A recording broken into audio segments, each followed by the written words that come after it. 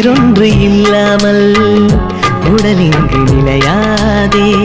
உயிர் என்ன பொருள் என்று அலைப்பாய்ந்து தெரியாதே. வாழ்க்கையின் வேர்களோ மிக ரகசியமானது. ரகசியம் காண்பதே நம் அவசியமானது. தேடல் உள்ள உயிர்களுக்கே தினமும் பசி இருக்கும். தேடல் என்பது உள்ளவரை வாழ்வில் ருசி இருக்கும். பாட போல தேடல் கூட ஒரு சுகமே. இசை பாடி வரும் இளம் காற்றுக்கு உருவமில்லை. காற்றலை இல்லை என்றால் ஒரு பாட்டொலி கேட்பதில்லை.